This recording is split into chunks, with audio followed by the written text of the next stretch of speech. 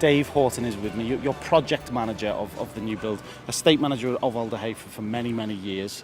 This must be incredible to see this come into life. Oh, it's fantastic. Man, I started at Alder in 1999 as the estates manager and very quickly realised the old building was really struggling to deliver healthcare. This was the idea that came from the seeds at that time, and to see it at this stage is fantastic. It's really exciting. Explain where we are right now. So this is basically the main reception area, would you say? This is the main atrium, which is the hub of the hospital, and it answers all the problems we have in the old building, because you can come in straight out the car park without going into the rain, into the main space. Everything a parent wants is in here: the cafe, the pals, the toilets, all the receptions for the main clinics, the fundraising, the playground, and from here you can see where you're going everywhere around the hospital without going down corridors. So this is all open plan, so you'll be able to see, you'll be able to wave up there to your son or daughter. Yeah. You can feel the atmosphere in here now, really, can't Yeah, you? and the beauty of it is you can see where you're going. When you get up there you can look back. Brilliant. And see if Grandma's following on behind or having a cup of coffee. Yeah. And that's the main bus entrance. Right. That's the entrance the other direction back to Alder Road and the old hospital link. But we think 80% of our people will come in through the car park. Most people come out by car. Most people will come in that entrance and into this space. The first view they'll get is into this marvellous space with is amazing. The artwork hanging above us that will be there eventually, and the facilities around them. Tell us about A&E, because obviously it's massively important. Where will people come? Where will ambulances come? A&E is situated at the far end. It's the same entrance at the moment at Alder Road, so it's the easiest transfer ever. One night instead of turning right into A&E, you'll come up the same road and turn left. Right. And so it's situated at that end of the hospital. It's accessed from outside. The ambulance bays are out there. We've got its own individual car park for dropping off, and you can go and use the multi-storey later. But you come in with an emergency, there'll be spaces for you to park your car with your child, which is another problem we've had in the old hospital. Fantastic. Talking about the old hospital, we're going to walk and talk to one of the new wards now. We've just seen one of the old wards, which was very tight, very cramped. You've been here for many years. When did you kind of decide enough was enough? You had to go, you had to move? It was very early, actually. I started in '99, and about 2001 we realised that we couldn't meet all the new standards coming out. Those things, new health and safety standards on privacy and dignity for children. And we had 16-year-old children, boys sleeping next to girls with babies in between. All very inappropriate. And we were out creating space, and we knew in the building we couldn't meet that. And little things like that, this building will get rid of all them problems. Yeah. What to you is the biggest thing that is going to change? The experience for the family. We treat children, but we also treat families. You don't just treat a child by itself. The child comes in with the parents, often siblings, grandma, and other relatives and friends. And we've always looked after them clinically, and that's been perfect. And people expect perfection from us. But the families always struggled in the background, nowhere to sleep, nowhere to eat, nowhere to really relax. And this will treat the whole family, so the whole experience will be better for the child. Be a lot better. Because a happy family, happy child. Brilliant. We're going to go upstairs to one of the wards. Great. So the atrium is kind of the central point, and that leads to three separate fingers of this new building. Yeah, the three fingers are the key clinical areas of the hospital. We have the pop departments, if you like, on the bottom floor, the A&E, the radiology, and the theatres, and then on the top floors we have the wards. Right. And that's so that the wards get this beautiful view over the park. Tell us about the old building, because obviously it means a lot to a lot of people. We were just talking about this a bit earlier with Louise Shepherd.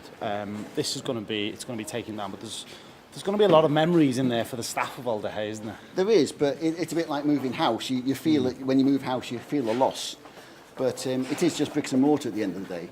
And you very soon make the new home your new family place. Yeah. And that will be, Alder is a spirit. It's the spirit of the kids and the people that work there. And that will soon be invested in this building. And hopefully this building will feel like home within a few months. I'm sure it feels like home already. 100 years' Even time. with the wellies and the hard hats on, it feels like home. Yeah. Tell me about how you're going to make this a place for children, because obviously you were talking about art. I'm guessing there'll be a lot of colour around here.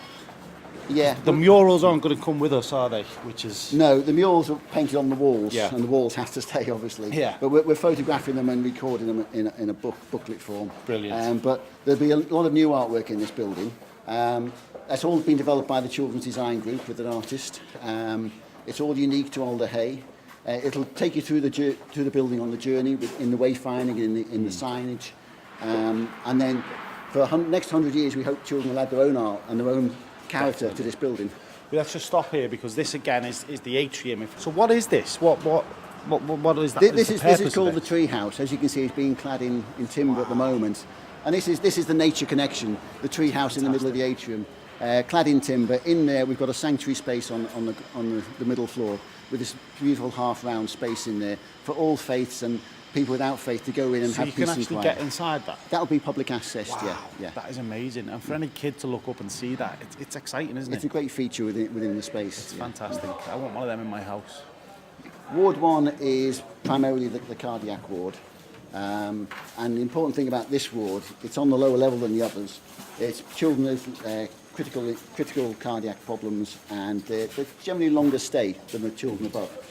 So this ward is on the first floor, but by clever design of the garden between this finger and the critical care finger next door is actually on this level. Right. So children are in for a long time with their family and their younger brothers and sisters and their mums and dads can get out into a quiet garden space and have a bit of peace and quiet. Fantastic. Which is something we've never been able to deliver for them. Let's get into Ward 1 and have a look. So this is exciting because we're into the nitty gritty now. I feel like these are the new wards of Alder. Yeah. And already I'm walking in. It is so bright. The colours are beautiful. Just so much space. They're just a million times better than what we've got already, and probably the most modern hospital environment I've ever been in. Yeah, each ward has 4-bed bays at the front, and but so much space there compared to what we've just compared seen. to what we have in the old hospital. This is the new standard for healthcare. Yeah.